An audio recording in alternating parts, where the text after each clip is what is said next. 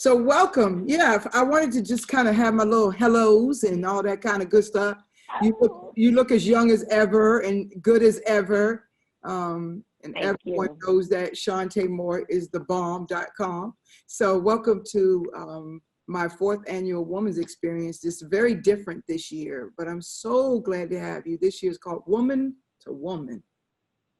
Woman to woman. That sounds good. I like that. So I've had the privilege of having a talk with all of my wonderful friends, Ylawnda Adams, Ylawnda Van Zant, Reva Tim, all the great little women. And so you're just one of them. They are good. Thank you very much. I appreciate being numbered with that number because that's a good number. That's a good number. And we've had Those are good numbers. Tyson, we've had Lynn Whitfield. So we're just grateful to have you today. And thank you for saying yes. Okay. It's my pleasure. I'm so glad we're able to do it. I'm glad, there's a way to do it, even without getting physically together, Right. That's the different but wonderful but weird thing. So how is Chante feeling these days during COVID, during the lock-in, the quarantine? How's all that? I feel pretty good. Entertainers' lives, our lives are kind of sporadic anyway. And when I'm home, I'm home. And when I go to work and I'm running, I'm running. When I'm on the road, it's a busy, busy thing. And then when I'm not, I get to have like the feeling of a regular kind of everyday, here I am, cook breakfast, take you to school kind of mom experience. So, that's kind of like I'm just in a perpetual version of that more than the other running around. So it's not bad. It really isn't that huge of an adjustment. Yeah. So except for not going to work every couple of weeks. and you're not traveling like you were. Like there's no. No, I can't. Yeah, that's so different. Ooh. Yeah, it is different, but it makes the creatives more creative. I just think that we have decided as creative people to figure out another way to do what we do. And, people want to be connected. They really do long for that. And I think that's what keeps us doing concerts in the same cities every year, going back to those same places, seeing those same faces, because we do feel connected. We do feel that camaraderie, that family, that sense of familiar. Oh, yes, I went last year. Let's go again. So I think people want to find another way to do what they're used to doing. Yeah. So I know everyone in all your cities miss you out there singing and doing. I've been to several of your concerts and they can get pretty spicy. I love that though, that they're involved. I really love that they're invested. I mean, that really is a beautiful thing. You can't make people care. You can only give them something to care about, but you can't make them care. You can hope that you give their heart. Wow. So through this, our woman to woman talk, really for me, because it's so different because I don't call my get-togethers with women all around the world, I don't call it a conference because I don't ever want it to be where you're just sitting and being talked to. I really want every woman to have her individual experience, whatever that is. Yeah. Some need to just feel love in the room. Some need to feel the peace in the room. Some need to connect with other women, whatever that is. So by being virtual, we kind of didn't have that luxury. So the best way God told me to give it to them was to give the best of each of you ladies that I talk to. And they get to just see in your heart. And through your story, they gain strength and they gain encouragement. And that's the whole premise, that through something you say today, they will have a retrospective moment and say, oh, I can probably change the way I do this and be inspired to do this. So that's what today is about, really just seeing the heart of Chante and how your story can help someone else. So let's go to the beginning where it all started. Mom and dad. And Mom and dad. I'm like, San Francisco, California. And guess what, Chante? Well, we probably knew this when you did your event at my home.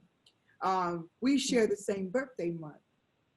Yes, we do. The best birthday month ever. Love month. February, yes. We're a week apart. So it's a good month. Born February 17th in San Francisco, California. Go back there and tell me, because I understand you grew up in not the best part of San Francisco, California. What was that like? Well, I didn't know what was what. That's what's beautiful, is that my home was just full of love, and I just loved my childhood. We lived in 3rd Street and Revere Street. That was Haight-Ashbury, and what people tease me because they're like, that ain't real ghetto. People from like Philly or something like that, they're like, girl, that wasn't real. I'm like, well, what I love is that it was full of Black people. You could walk up and down the street. We could ride our bikes and play and have fun, and neighbors looked out for us, and we walked to school right up the street and came right back down. We crossed the liquor store, we didn't look, we didn't stop, we had our instructions. But it was a good life. I really did enjoy living in San Francisco. I learned about who I was and learned about being Black, because you at home, you just you don't know what till you get out and you go, oh, so there's an issue with my color. Hold on. I didn't know. And then, what's interesting, and I'm jumping right in because I know this is about, experiences, things that sharpen us and make us better. And I know in my experience growing up, being a light-skinned Black woman who really wanted to be a darker-skinned Black woman from childhood, I just was like, oh, your skin is so pretty. Like, I was envious of the chocolate skin, and I was just like, And my brother would tease me, and the way he would hurt my feelings is call me white. Really? He was like, you white girl, you white. I was like, I am not white. I'm as Black as you. And I started crying, and my mom was like, stop calling her white. You stop it. So he would stop calling me white, but he would just point to something white and then point to my skin. I was like, he's still doing it, mommy. So, but you know then when I went to, no, go ahead. I just want to say the opposite is when I went to school, they would call me white and say I wanted to be Black. And I was like, no. Like, I wouldn't get as offended. I'd be like, no, you don't get it. I am Black. You guys don't get it. I'm like, if I could choose to be darker, I would. I'm not happy because I'm light-skinned. This is causing me trouble. I'll be trying to explain this to them. And they didn't get it. They thought, oh, you think you white, you think you better, you think you this. I was like, why would I think that? Because chocolate is the way to go, and they didn't get it, that I cherished it. They didn't get it. You said, but like, that interracial, yeah. You're starting this off really good, because you spoke to two different things that I want to just touch on a little bit. Number one, I did an entire campaign last year to feel good in the skin you're in, whatever that is. Good. And it's amazing. The second thing you touch on is really perspective.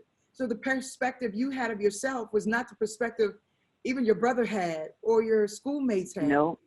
What would you say, Chante Moore, the fabulous Chante Moore, what would you say to that little girl right now who's going through that struggle? Because you said you wanted to be dark-skinned, but she's been teased for being dark-skinned. So what do you say to that girl that struggles with that insecurity and not knowing? Because remember this, they all don't come from that loving home that you came from. No, they don't. That's true. Yeah. Well, I think you have to go through it. Just keep going. Because there's nothing I can say at this moment that really can stop you from going through that and experience it. We can say, love the skin you're in, but until you love the skin you're in, until someone makes you appreciate the skin you're in, you're not going to love the skin you're in.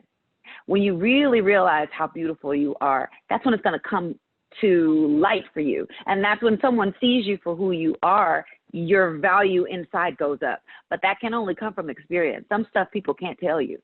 Yeah. They can just try and tell you about it, but you may not receive that. And as a kid, I would just love on them. I would just hug them and kiss them and just tell them how beautiful they are. And, my daughter she looks like me, but she's 4 or 5 shades darker. She's chocolate like my ex-husband. And I remember her wanting to, not even wanting to, but just asking me, so when does it happen to me? And I said, when does what happen to you? I don't understand. She said, when do I get lighter and then look like you? And I said, baby, you're the color you're going to be. You're that beautiful color that your father is. I said, and that is the color you'll stay. You're not going to become mommy's color. Mommy's just light. And she was like, wow. I thought I was going to look like you. I said, you do look like mommy. You're just a darker version of me.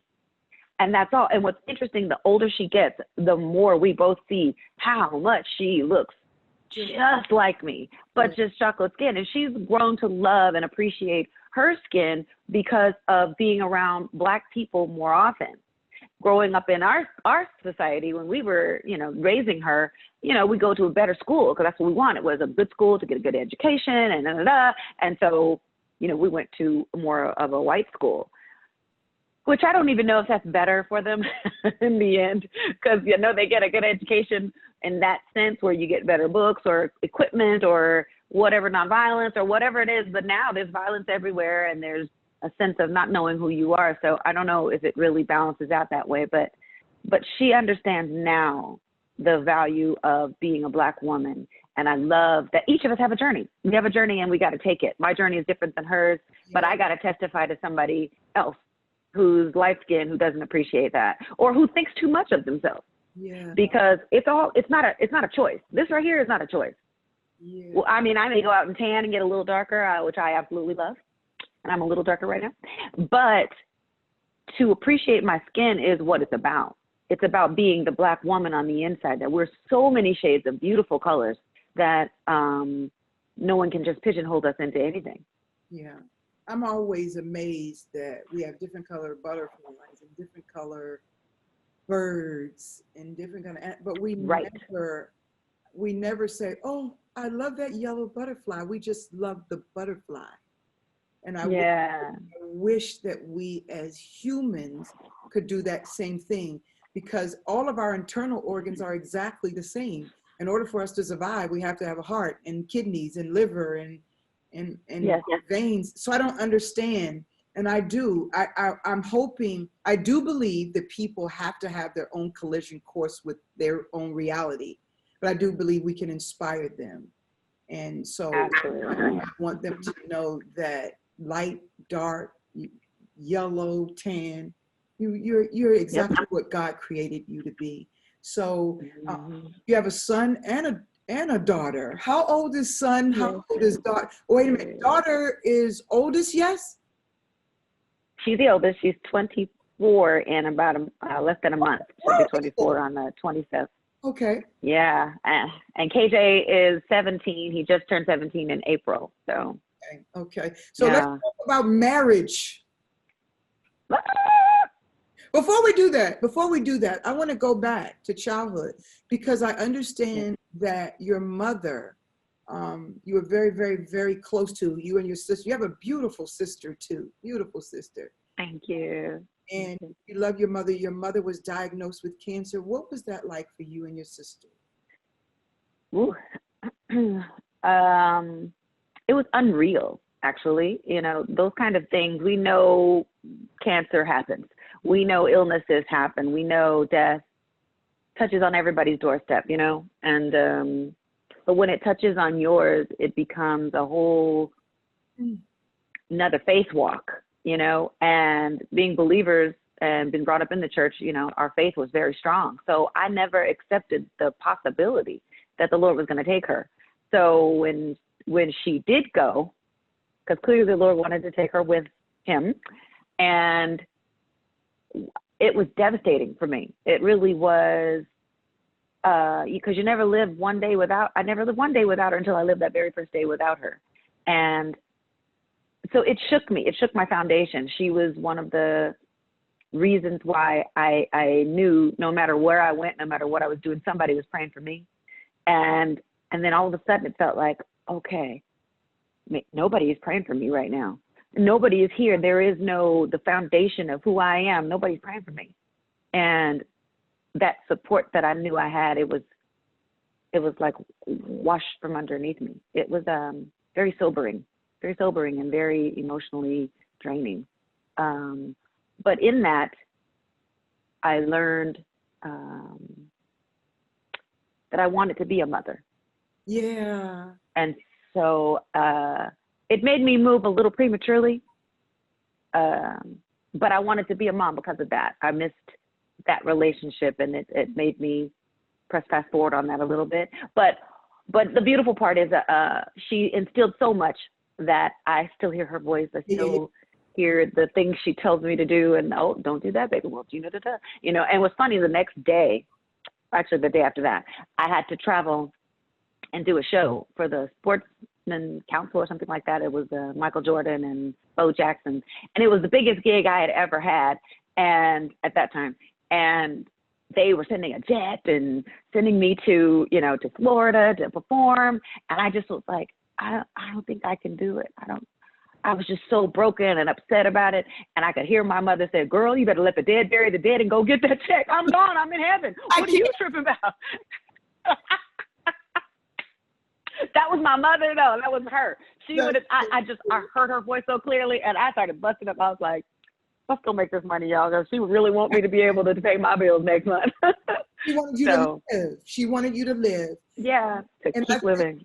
Yeah, and I think you're spot on today, Chante. That's the advice right now for every woman watching who may be going through that season right now where they've experienced a death of a loved one. My husband told me that. Just live. Just keep living. Depression cannot be an option. It can't, and it's a choice. Do you agree with that? I believe that mourning is not an option. I believe we all have to mourn. The depression, it doesn't have to get to depression, but I believe that it hits us all differently, and the length of time is individual as well. And I don't think it ever stops. I think it's an on and off situation. There are times where I feel sick and I feel like, oh, I just, you know, I want to lay down and I'm like, I want my mommy. And I'll just burst out in tears because I miss being mothered. I miss the comfort of her arms, and I miss her words, even when they're not the right words. She didn't always say the right thing. Usually didn't say the right thing, but she was always there to say whatever it was. Right. And I miss that relationship. I miss that being able to just depend on her that way. But I would say don't rush it. You know, no matter what it is you're going through, the mourning and the loss is natural. But try to fight the depression, because that to me is when it gets the talons from underneath to kind of grab you, and they don't let you up anymore. You can't get up for breath because depression wants to take you down and under. Where if you're upset and you're mourning, you know, that you lay yourself down and then you pick yourself back up. That's mourning. But when you are held with something, that's a stronghold. You know what I mean? That thing puts you in a clutch that you can't get out of. So lying in it too long is not a good idea, but not letting yourself mourn is not a good idea either. Walking around broken is not a great idea. Perfect so advice. I think just take your time. Take your time. That's so good. And I do agree with that. What that process looks like really is different for everyone. Some have to go to the gravesite. Some can't manage to go to the gravesite. You know, some need to take it. My mom, my father's has been transitioned to glory for over 40 years. And my mom will still cry. So I get that. So thank you for letting the women know it's your process. I just don't ever want to stay in the state of sadness or allow that sadness to graduate to depression. Don't isolate yourself. Isolation is probably the most dangerous thing that one can do. Isolate. The enemy is in their ear, and you just find yourself in a sinkhole. So I'm going to just advise women all around the world, find someone that you can talk to, that you can lean on, that you could just sit in a room and say nothing with. That kind of thing. So I'm happy to know that you and your sister triumphed through that. That will other people that they can triumph through it as well. Tell me about your sister. I don't really know a lot about your sister, but what is your dynamic with sister? She loves you from all that I read and saw. Yes, she's pretty incredible. My sister name is Ylawnda, and she's my only full sibling. Actually, there's 9 of us total, but she's the only one that's same mom, same dad. And she's 4 years older than I am. And we grew up really, really close. She was born 1 pound, 13 ounces. 1 pound, 13 ounces. Yes, very, very premature. And she's just a miracle baby from the very start. And my mom, when she was on her way to go feed her at the hospitals, when she met somebody that introduced her to the Lord. So that was how my parents began to even know who Jesus was, because my mom was on my way to feed her at the hospital. But my sister and I, we had a great relationship as children. She didn't really love her growing up in the household experience. We're very different as far as, I'm more extroverted. She's more, I wouldn't say introverted so much as just, I'll give it that for now. But my mom and her didn't get along very well. Now, if we were in society now, they should have been in therapy. But, you know, in church, especially then, it was all about pray on it and Jesus will fix it and that'll be it. You have high blood pressure and they go, pray on it and Jesus will fix it. I'm like, you need some medicine, you know? And we didn't think like that when it came to mental health and emotional well-being and things like that at the time.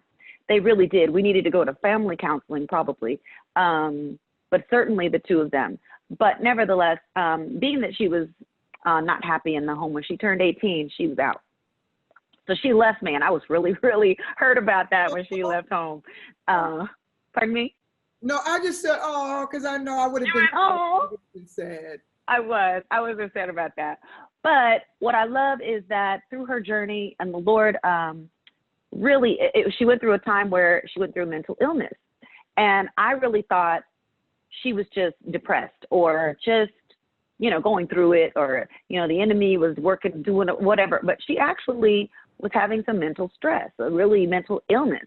And can I tell you that Jesus is so real? It's really an amazing thing when you see miracles happen and there's no way you can that you can excuse it. I'm telling you, I used to pray, and I did the prayer like Sarah's prayer when the Lord told her she was going to have a baby. She was 100 or 90. So when he said that to her, she was like, like, really, Lord, come on now. Right. And when I would pray for my sister, I would say, Lord, you know, just, you know, heal her mind and, you know, just give her mind back, Lord. And I'll be praying. I was like, okay, Jesus, well, at least let her find the right medicine. That's how far I was at the time, like with believing whether or not the Lord could really do this, or if it was it was so miraculous to me that I thought it was impossible. I was just like, okay, Jesus, maybe not heal her whole mind, but, you know, just help her find the right medicine so she can, you know, get back to us. Cause she kind of was gone somewhere. And I really knew she wasn't like with us anymore. It wasn't her. And can I tell you, on her birthday, I think it was 13 years ago or something like that now. I got to remember the exact date. I don't remember exactly, but it was on her birthday. We were at church, and I am happily, my home church is Peace Apostolic here in Carson. Well, not here, but, you know, in this city. In Carson, Howard Swansea is my pastor, and he was preaching that night, and he said, today is the day, one of you, God will give you your mind back. This may be the day that so-and-so. He started naming some other things, and if that's you, slip your hand up right now, because God can do it right now. Now, my sister had been in church all of our lives, and I knew at that time she had been through a lot emotionally and mentally, and she hadn't been worshiping. She just was kind of listening, but, you know, kind of spaced out a little bit. But I know, you know, the word of God said if you keep praying on it and you trust, you believe, you have faith in something, you know, you believe it can work, you wait. Because why do you have patience for that? You know, you already see, so have patience and wait, let your faith work. And I was like, Lord, you know, I'm just keep bringing her. And that night, she slipped her hand up when he said that. I started dancing in the Lord. I was like, that's it. I said, you're healed. I know you're healed. The lights went on that night, and my sister has never been the same. Now you would not know she's even been through mental illness at all. She's not on any medication at all, does not need it, does not care for it. There is no need for it. She's writing books. She has what is it called? It's called not a website, but a podcast. Mm-hmm. And I think it's called The Light. I'll make sure I give it to you when we hang up, so make sure I have it. It's called right. She is so brilliant. Well, she's always been brilliant, but the enemy tried to steal everything. And he was so unsuccessful. And now she has such a great and beautiful testimony. She's written a book called Pages of the Heart. I just have to give you her information. It's just, she's a miracle walking. But I'm going to run. So she's amazing. I got to run right now. I just need to run. And okay, you should, because you know what? It's wonderful. It is a wonderful thing. And I want to talk about that because this is so beautiful. Because there's someone watching too that's going through the exact same thing. I am an advocate. My husband and I both are pastors, but we're also counselors. Mm-hmm. And in the churches where I see it the worst, because individuals hide, what I call, they just hide behind God, like you said. Yeah. Jesus went through it, and he will, but he works through people, right? He works through people. Yes, he can. So I want to. He can do it any way he wants. Anywhere, anytime, but I Any want kind of way. I want us both to be sober in saying it is okay to go get help. It is okay to sometimes be on medication. It is okay. Yes. It doesn't mean that God isn't real. It doesn't mean God won't deliver you. The Bible calls it a light momentary affliction. And sometimes evidently that's just what your sister had. And it was the enemy's way of trying to trap her into not getting where God wanted her to go.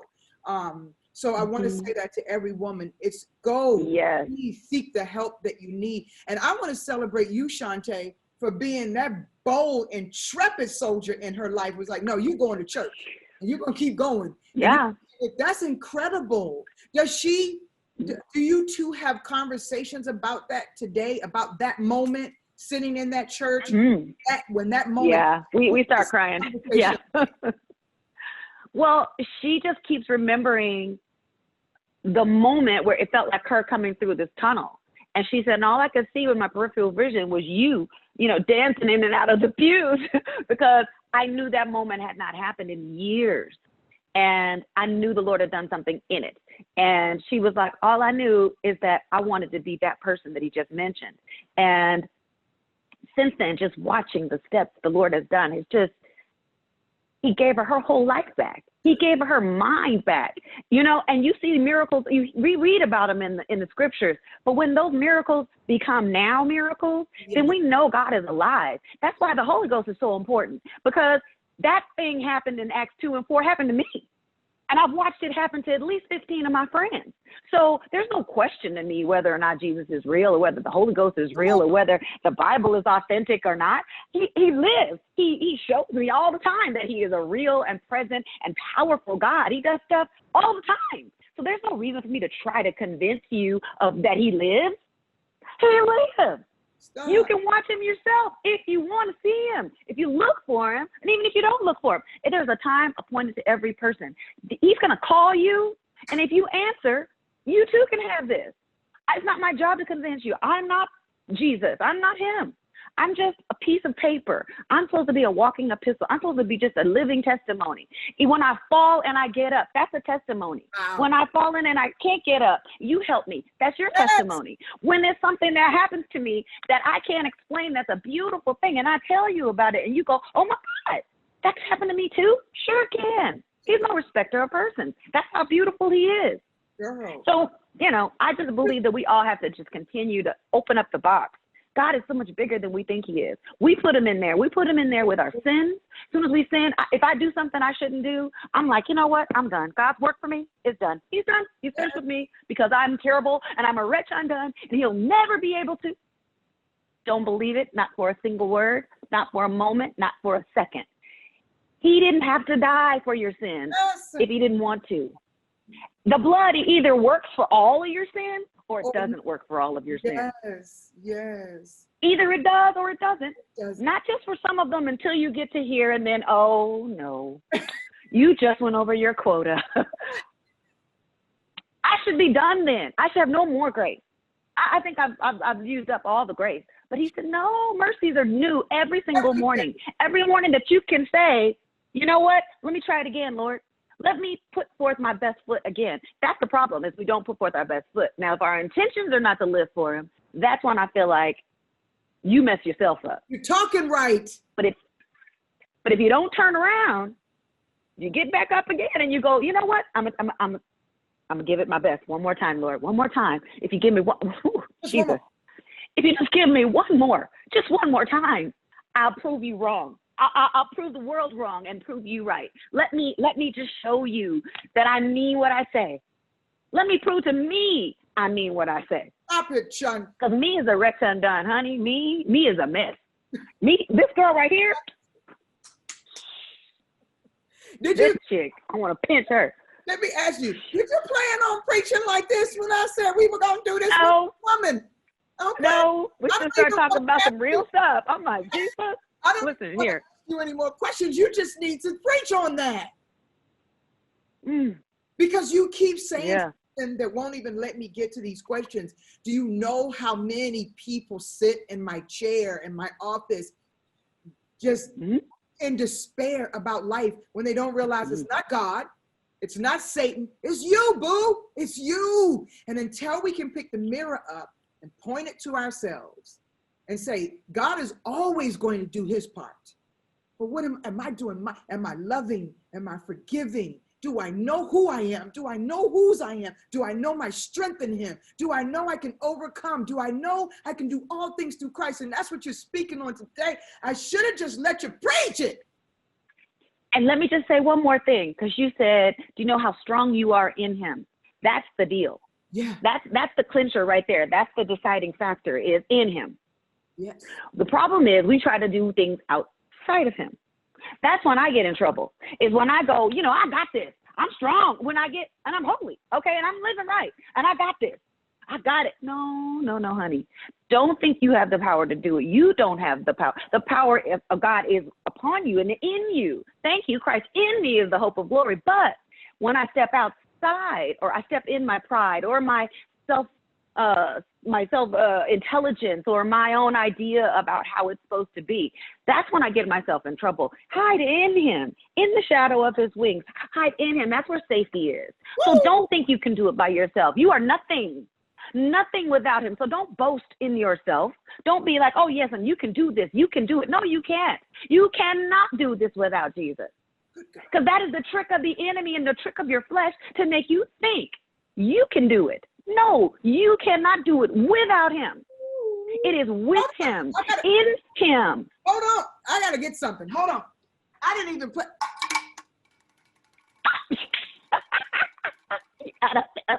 Ring. I had to ring my honey who bell, because you're talking right, honey. Lord have mercy. I'm talking what I know. I'm talking what I got to live every day. You're talking this is for real. Experienced. This is a walk with God. This is a journey. It doesn't happen. We don't just confess Jesus as Lord, and that's the beginning, the Genesis, and the end. This is a journey with God. That's right. That is right. Love, and Chante, I didn't know it was going to be this good today. I didn't know it was going to be this good. And I pray that every woman watching, you really get what Chante is saying. You, back to your original statements. You are beautiful just the way you are. You are incredible just the way you are. Skinny, big, short, tall, fat, light, long hair, no hair. You are amazing. And your beauty is inside. It's in our ability to love, right? And our ability to forgive, Absolutely. our ability to hope, and our ability to be. And that's what we want every woman to feel. So let's move to marriage. And I'm going to let you guide this, how you can help these amazing women watching, how you can help them through your journey. Well, first thing I would say is, people always ask, what would you tell the younger you? And I would say, slow down. Just slow down. I had so many ideas, from my parents first, watching their relationship being so beautiful. I just loved the way my parents flirted and grabbed each other and pinched, this, and my dad would be pinching her hiney and just, hugging on her. She'd be like, oh, honey, oh, Larry, you stop. But they had such a love flow. How long were they married? 27 years, something like that. So by the time I was like 17, 18, 19, their marriage started falling apart though. But I had seen already what I wanted. Gotcha. That glimpse of, not glimpse, it was a lifetime of love that they shared. It didn't turn out in the end the way they wanted it to, but all things work together for our good, every single thing. But when I watched them, I wanted that. And then, the what are those shows, the Disney shows and things like that, they put in our minds, the Prince Charming is coming to do and be, and we have to be, the damsel in distress and whatever. Honey, live your life. Yeah. Live. And when you're living the fullest life, your best life, the best man can find you in your best place. But if you're sitting around looking for Mr. Right, Doing what? Mr. Right is out doing the right thing. You should be out living your fullest life so you can draw to yourself part of yourself. Because if you don't, we get stuck. And the only thing we see at home, I used to tell my sister that, she's at home all the time. I was like, girl, all you're going to get is a sparkless man. And now sparklers don't even deliver, I don't think. But the thing is, if we become whole people, then we can draw something whole to ourselves. So whatever we're lacking, we're going to start looking for. Just naturally. We start looking for the thing that we lack. Yes. You know what I'm saying? So we don't even get it that our weaknesses make us choose people that we think are going to fix something inside of us. But all it does is amplify our weakness, And I found that when I married outside of what the Lord wanted from me and outside of what I wanted from me, I knew, ladies, I don't know who's listening, but somebody's in there. Trust your gut. There are days you say things, and I don't just mean marriage or not marriage. I mean man or not man. I mean everything. Everything. When you know good and well, your heart and your gut says no, don't say yes. Ooh, that's so Don't do it. Just don't do it. Because then you're going to be mad at you. Yeah. Because you said it. Not because they said it. You can try to blame them if you want to for treating you bad because you allowed them to do whatever it is they did because you said yes, but you trace it right back. It's all on you. If you say no and mean no, and then remove yourself from even thinking about yes. Remove yourself. Be more scrutinizing. Yeah. You deserve the best of who it is that the Lord has for you, but let him find you. That would be the other advice I would give, is let that man find you. I mean, that's, we get a little, that's biblical. It is scriptural. We don't be doing it. We're going to do, I'm doing a big, well, not a big, but we're doing a sit down with some wives this evening. And that's what it's about, his good thing. He's supposed to find me. And I attract what it is that I'm putting out in the universe. I attract that. And I want women to know that if you're insecure about. And it's not like you shouldn't be sparkly. Be sparkly. Because if you're in a field and something sparkles, you go, hey, catch his eye. Now do that. But hold on. But I'm just saying. You're talking because listen. We need to do more together because I say that all the time. Don't even for the single woman. Listen. People live in this day now where they just I want to be me, and I'm not going to do that if that's what. Okay, be you. But men like what they see, and if you want to attract a man, that is right. You to alert from. Put on lashes. Updates ready to install. And all this, but I am suggesting that the woman should take care of you when you step out. And even goes for women that have been married for years. Even Chante. It especially during quarantine.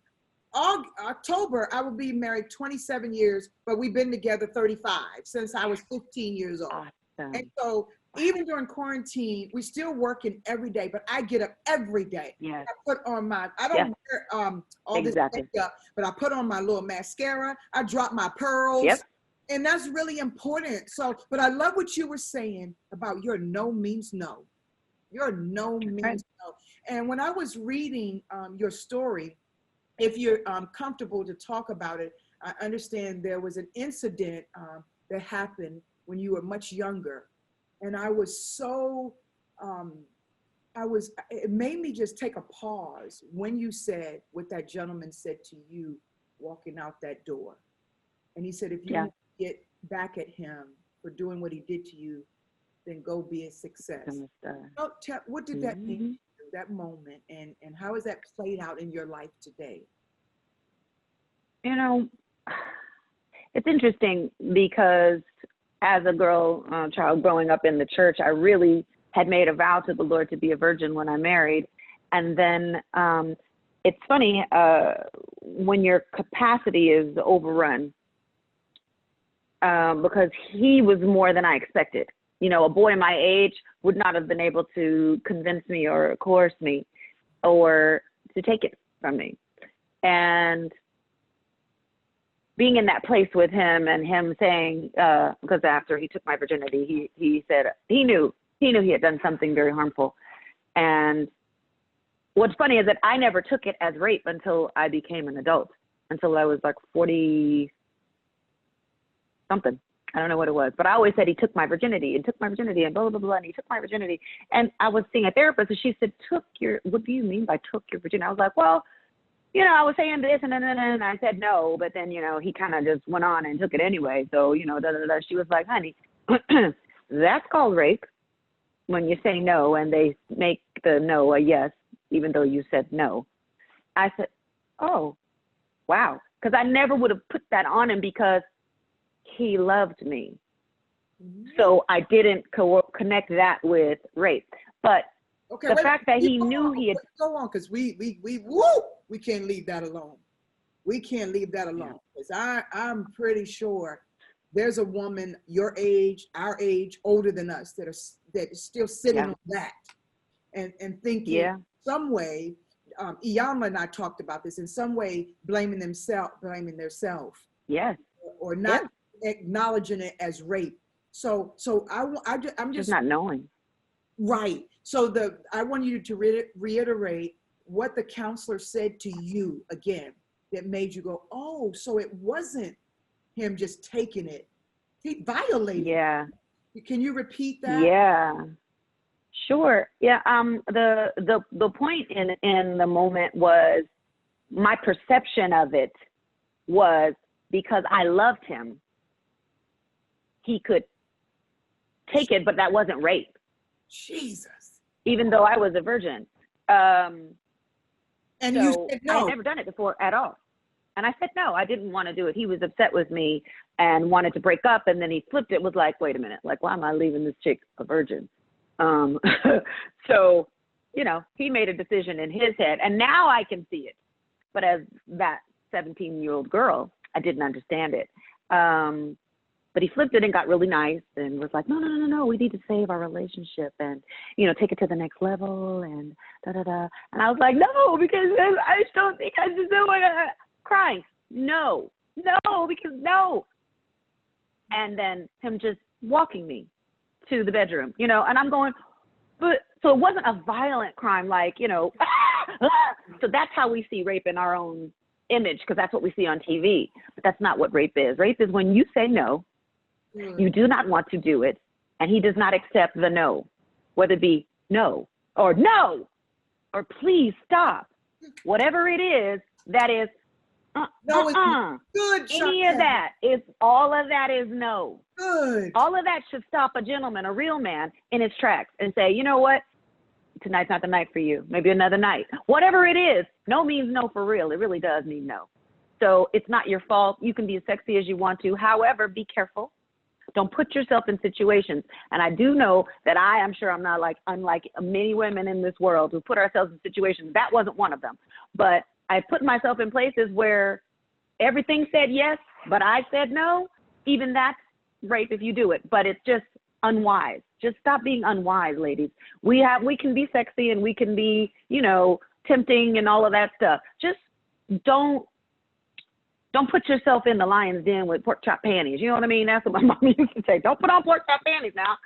I was like, okay. Never heard before in my life. Saying it's true though. Think about it. Lion's den, pork chop panties. They can't help but want to devour you. I've actually had a dream one time, and the enemy was in my dream as a vampire. And he looked at me, and he was about to come at me, and he was like, I have to thank God for such a delicious morsel.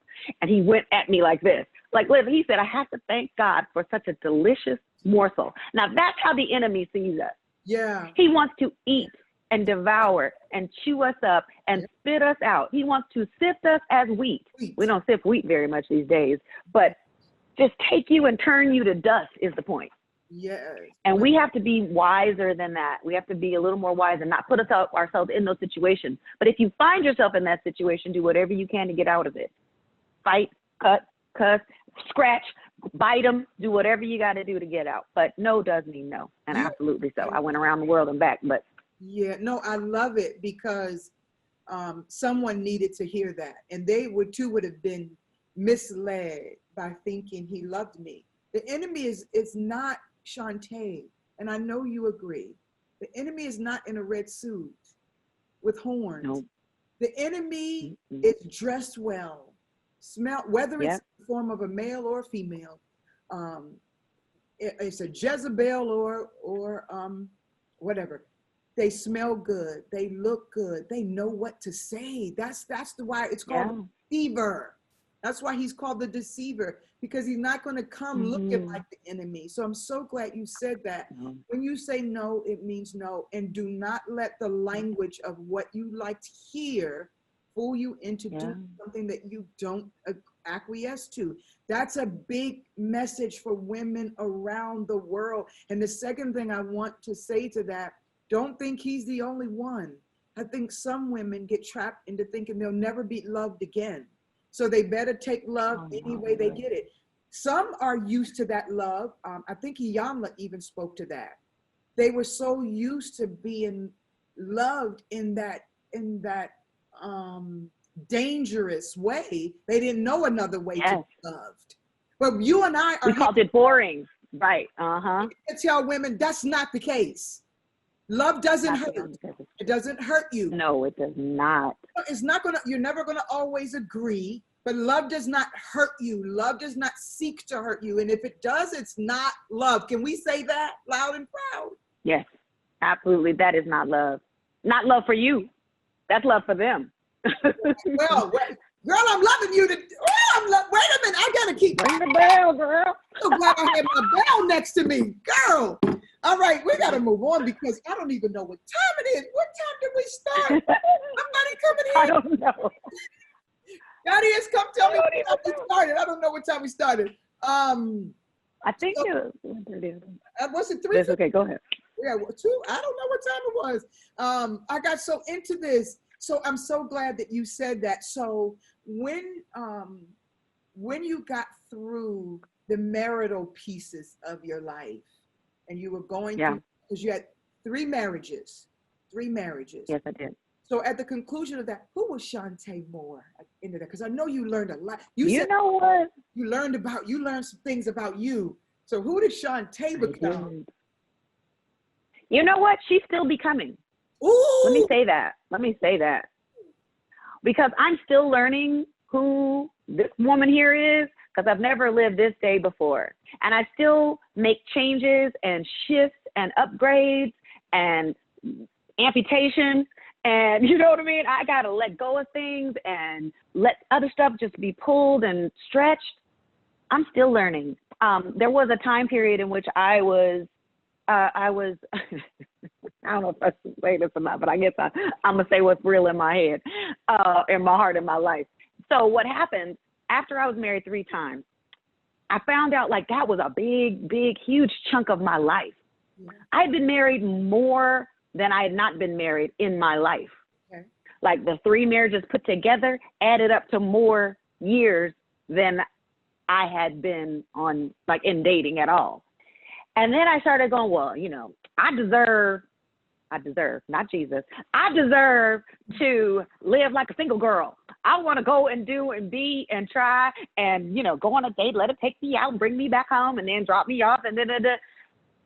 See, this flesh is not to be trusted. Let me say that.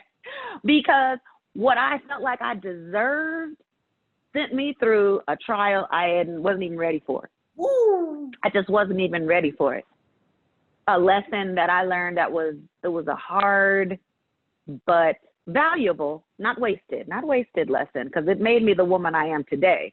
And learned the lessons that I've learned in the last 10 years in such a way, which is why I was having the conference at your place, the forum at your place, because of what I learned in those 10 years. That's what came out of that, is understanding that not to live my life in regret. I had been so far down the road of, I regret being married. I regret being single. I regret marrying again. I regret this. I didn't regret having kids, which was good.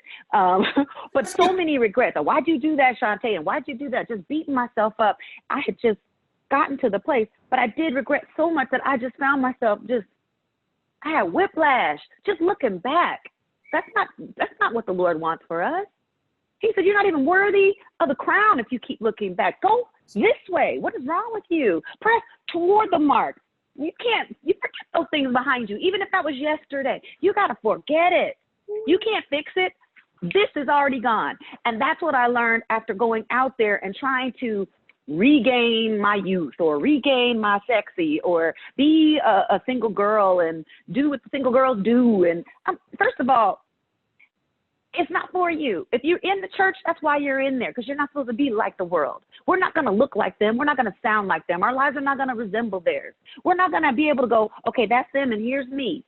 No, you're not going to find yourself in that. And if you do, you're going to find yourself in sin, because that's where it leads. When you start looking at other people going, well, maybe I need to try a little, maybe I get to spice up the, But you said this. You start comparing yourself. You are like, you're just like jewels just falling out the sky right now with all of this wisdom. Like I just jewels falling out the sky.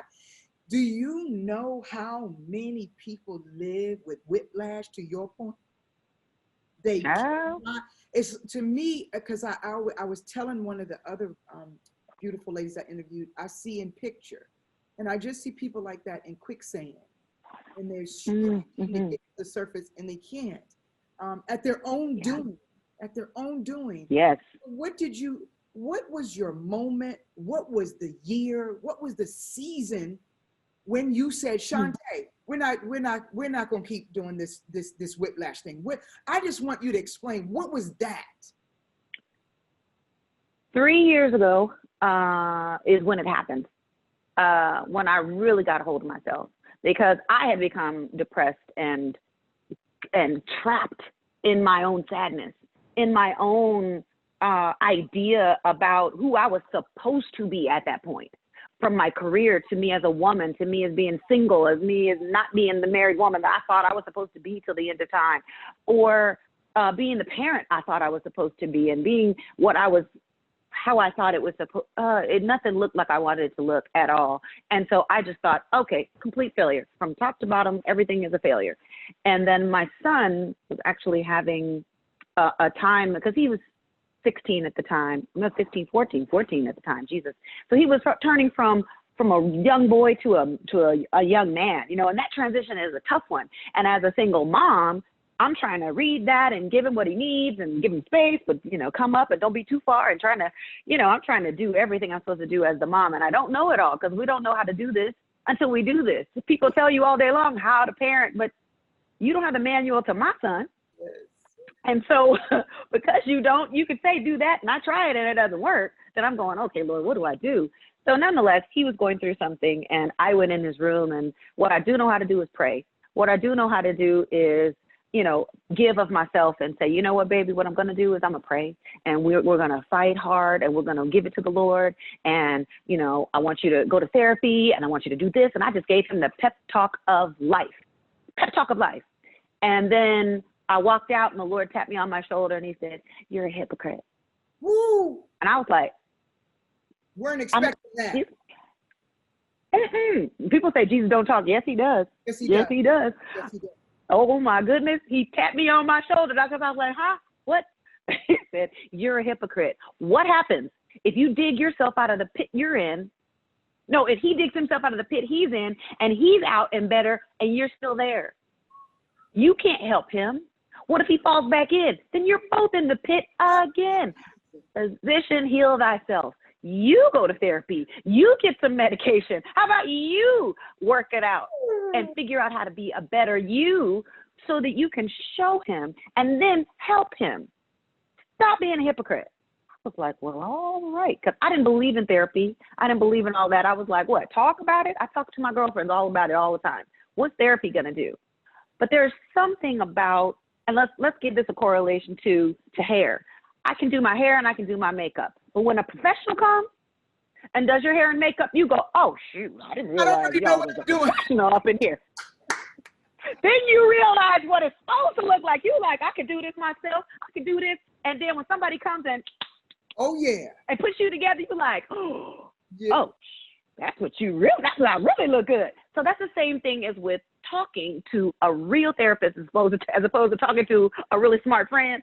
You need to go to therapy, to someone who is learned, who knows how to give you tools to deal with certain situations. And I would say for us, especially women, go to Christian therapists. If you can find, and I went to a Black woman because she could speak to my position in my color, in my gender, in my faith. She spoke to all of those places, and she really did help me walk through all of that, and it helped me understand that I had to let it go, that it wasn't serving me to look back.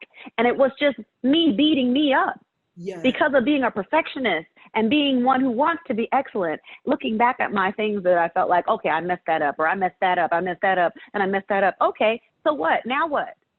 Because what are you going to do about it? You're not the potter. You can't put it back together. You are not God. You are not God, Chante. You can only keep living. So keep pressing. Let God remake you, because he can put you back together again. He can put every piece that was lost. Jesus? Good God. He can put every piece that was lost back in. The pieces you thought were burnt to a char and gone and disintegrated and in just dust. He can find every single molecule, put them back together, and make you whole again. Or make a whole new piece. Stop it. I don't know what he wants to do with you. He can make a whole new you and forget all the old pieces. Let the old pass away. I don't know what he has for you. But he can do it all. He can do anything he wants. I'll tell you. He's the God of creation. Listen. He just is. I'm not going to interview next time. I'm just going to let you preach. No. My God. And let me just say this. It's been so hard to go through my questions because you just keep giving me something else. But I kind of went through the same thing. So I want to speak to this because when I grew up, it felt like death was all around and it was shaping my story. My father died, my grandmother died, my uncle died, my aunt was killed, my best friend died, and my other uncle. And it just seemed like death was just every person you love, they would just die. And that began the vine of fear in my life. Chante, I didn't know how copiously painful that fear was attacking the way I viewed the world until I saw it in my daughter. When I saw it in my daughter was when I saw myself. And I said, oh, to your point, God said to me, you really want to help her? Help you, fix you, deal with that. How about you deal with, because I was afraid to drive. I was afraid to fly. I was afraid to swim. I was afraid to go too far. I was afraid, I'm afraid for, and God says, so when you deal with it, then you can be an example to her of what freedom looks like. So I think that's both of our messages today to all the women. So I want to know, is my time up? I want to know when God tapped you and said, Chante, you're a hypocrite. You need to go to counseling and you need to fix you. Did you heed God's call expeditiously, or did you have to, you know how sometimes we do, was that really the Lord or was that the devil or was that me? Were you open to? Yeah. I was open. And the Lord knows how to motivate us. Yeah. He knows what your motivating factor is. And mine was my son. It wasn't for me. I'll fight for my friends and my loved ones so hard. Like, I'll be like, oh, Chante, you be all right. But let somebody mess with them. I'm like, hold up a second. Let me get my earrings off. You know what I mean? We turned into a whole nother mode. So Mother Bear woke up and was like, wow, the Lord is right. If I don't set the precedent, if I don't pave the way to this, then it may never happen for him because they'll emulate what they see. And I've already shown him how to be depressed. I've already shown him how not to get up every morning. I've shown him how to just do the minimal and get by because you have talent and you can go and sing and you come back home. But I didn't show him how to live yet, you know, and how to be resilient in that area. There's other areas that I did pretty good. But at that moment, I needed to show him how to fight something that was on top of me. And that testimony is a beautiful and wonderful one. The fact that my son and I can go back, and my daughter too, go back and go, ooh, yeah, Mom, I remember you weren't getting up. You was in the bed. You were like, I'm done. I'm not getting up. I don't want to eat. I don't want to do nothing. He's like, I saw you. He goes, you're like really, really better. And that in itself is the part of the testimony, is that he can see it, you know, and he's better and he can pull himself up and he can deal with things better. And now I can pray better because I know I'm in a place where I'm tapped into the Lord and I can go, Jesus, you see this boy, right? You know, and we can have this time together where I can lay my cares upon the, you know, upon the foot of the cross, because I wasn't doing that. I wasn't casting my cares on the Lord. I wasn't. And I was under it rather than just giving it. And I got to keep doing it. I got to keep learning. And that's like the enemy leaves me alone. He doesn't leave me alone. He ain't done with us till we die, till we take our last breath. My daddy's 87 years old.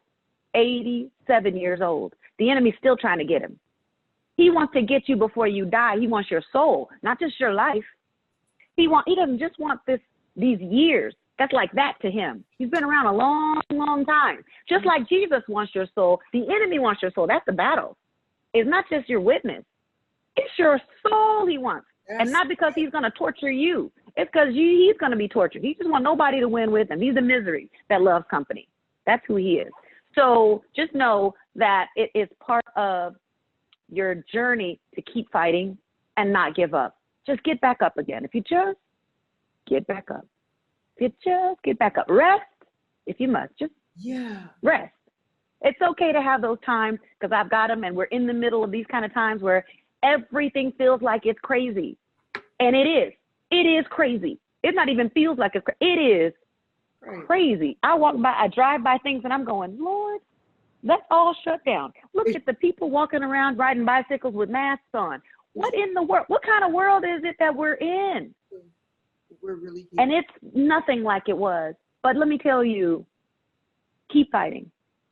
Keep standing on the word of God. Know that the Bible says it's going to wax worse. This is it. He said in the end times, you're going to see things you've never seen before.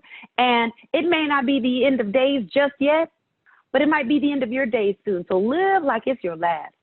Live like this is your last day. Tomorrow's not promised. Because if you do, tomorrow is not promised. You don't know what your last day is. You don't know. And Jesus may not come tomorrow, but he might come tonight.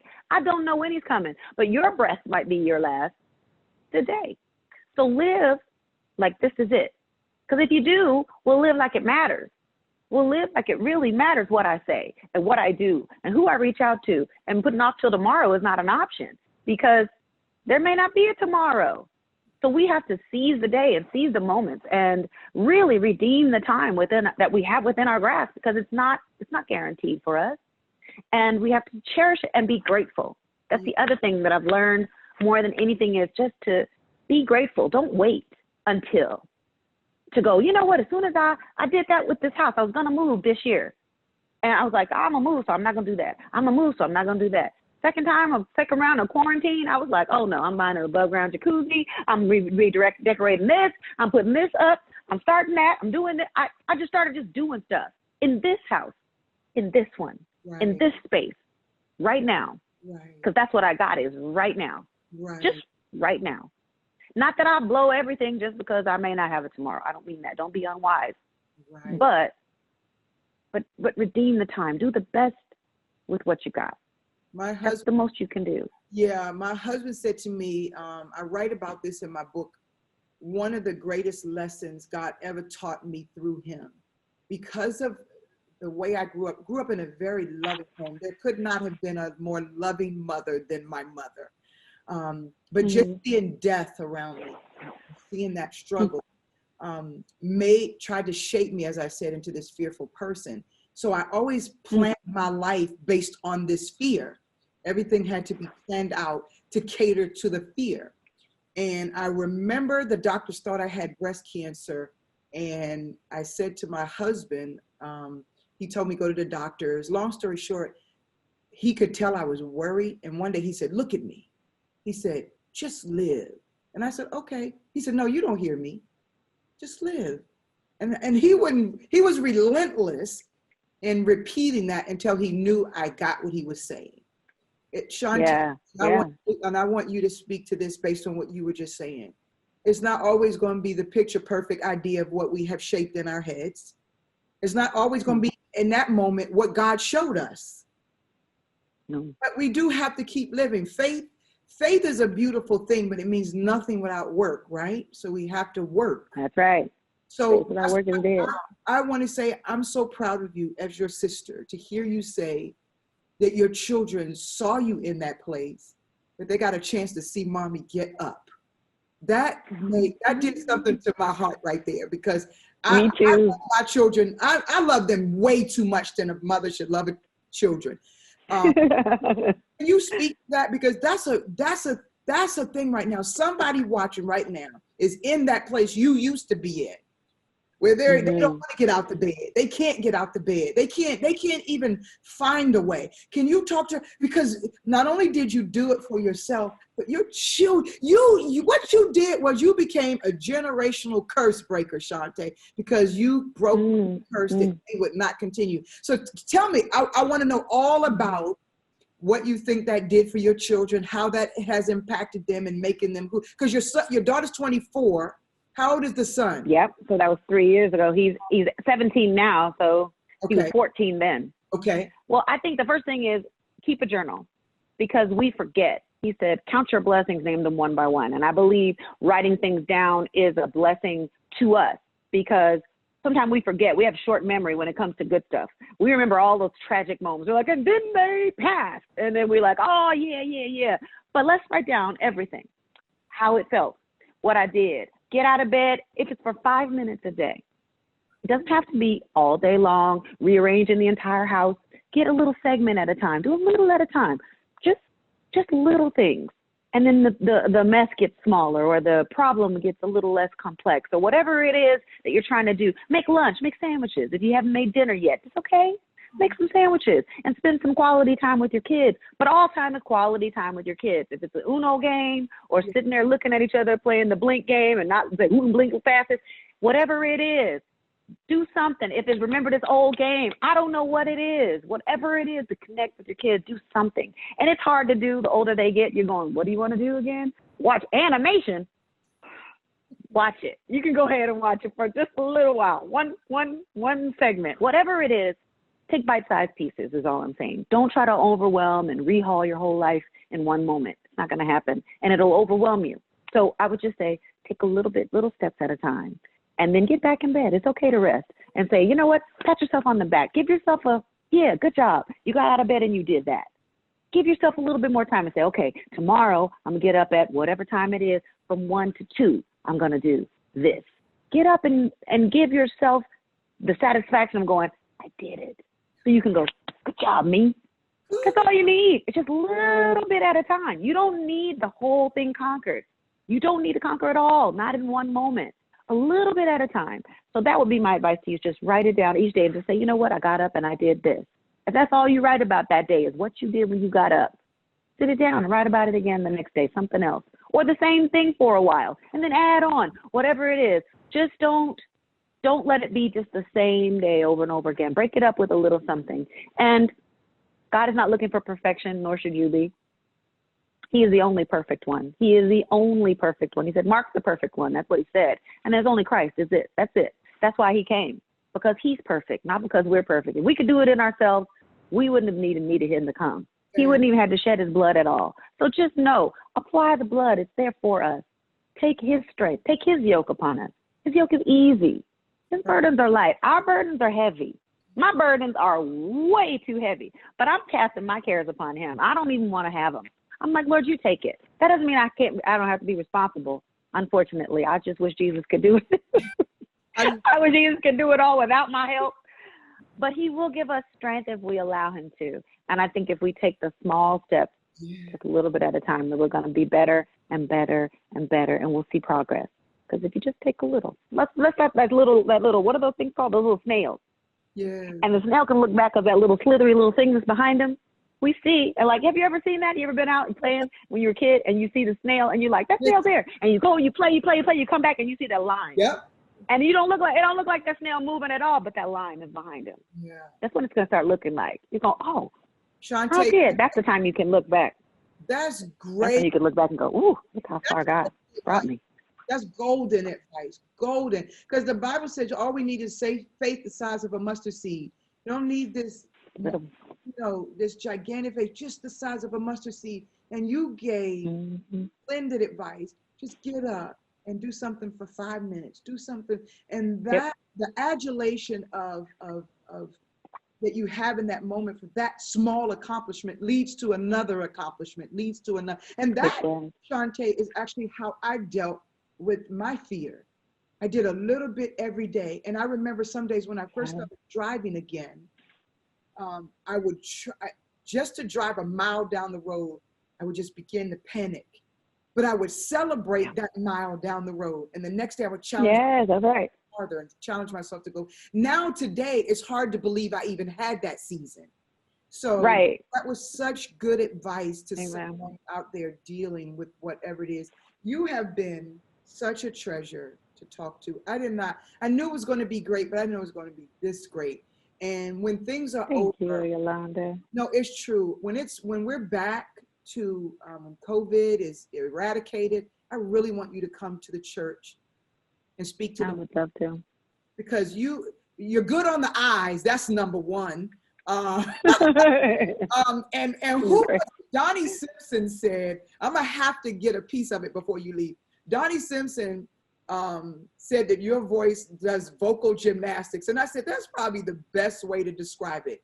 You and Minnie Rippleton are the voices that everyone should try to be like.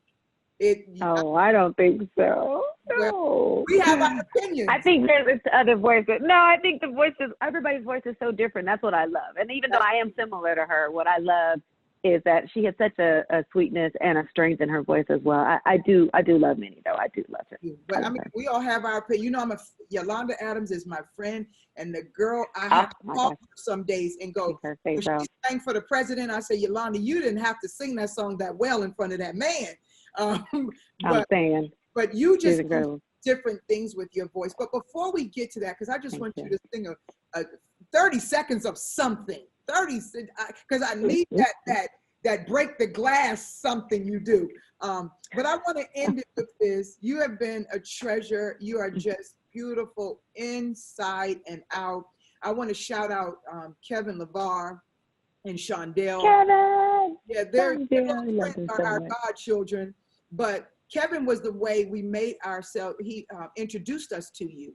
And I just thank God for that interaction.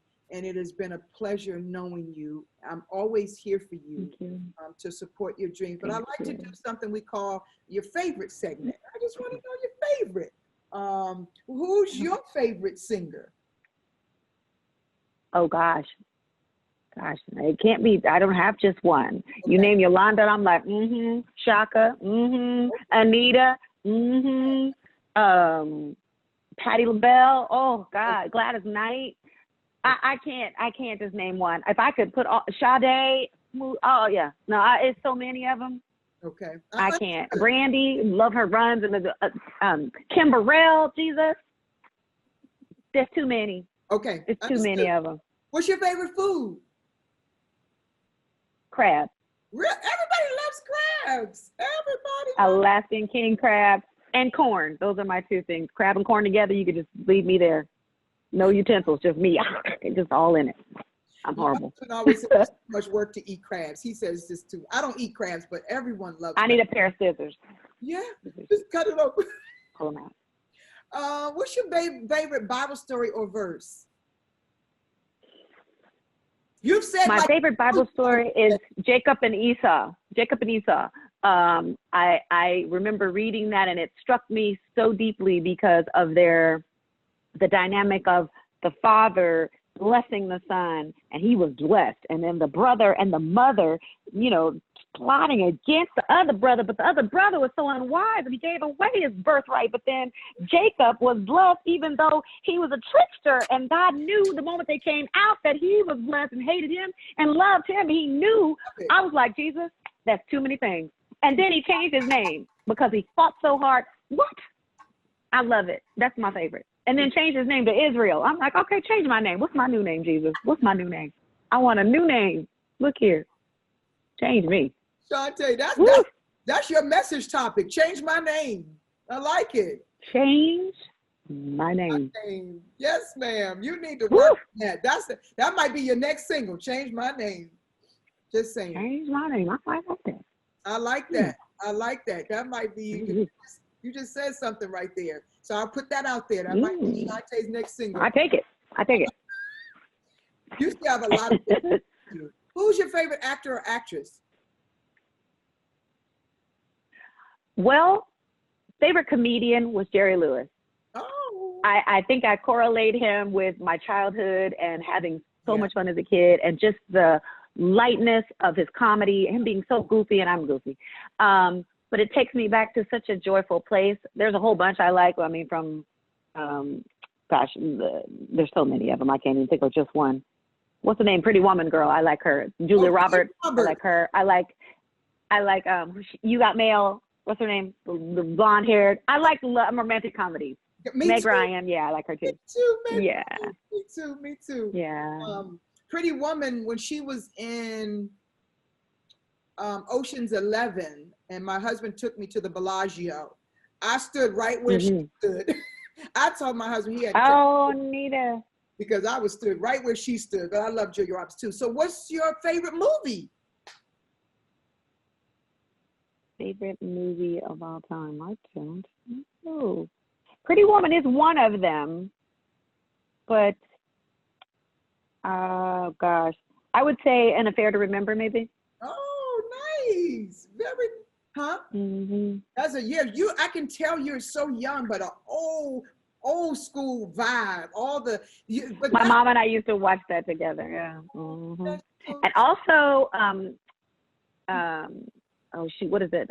Imitation of Life. Ooh. Oh, wow. You ever seen that movie, Imitation of Life? My husband is over there in the background having a fit in the studio because he and his mother used to do the same thing and watch these old movies.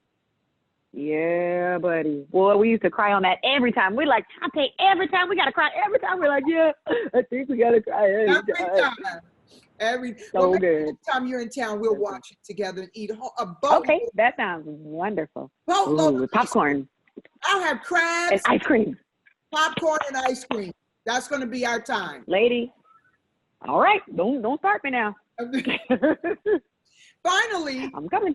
No, I'm serious. What's your favorite, most memorable moment in your life? Wow. There are several. There's, wow.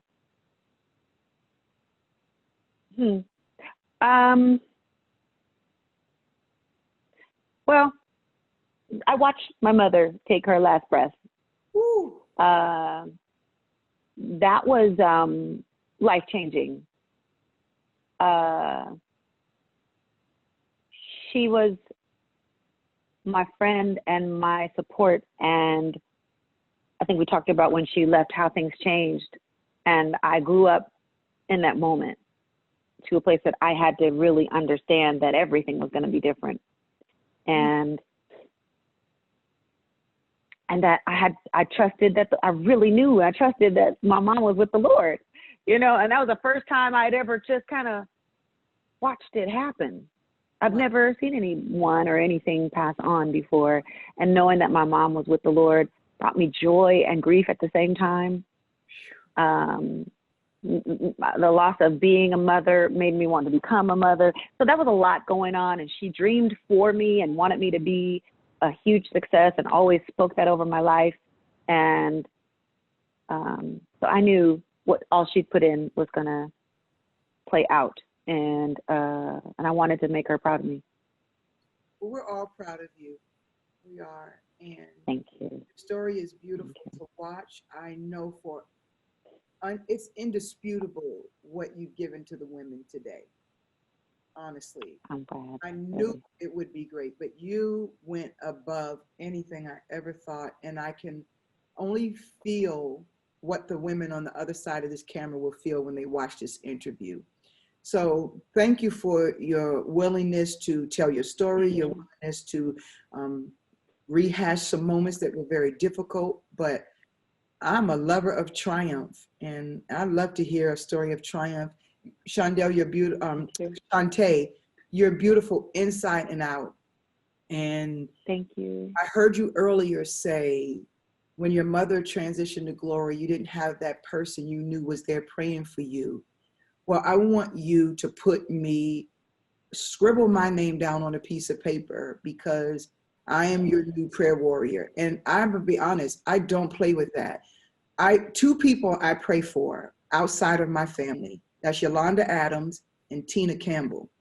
And often the Lord will tell me something and I'll text them. And Ylawnda will always text me in all caps. How did you know? And I'll go, I didn't. I just did what God said.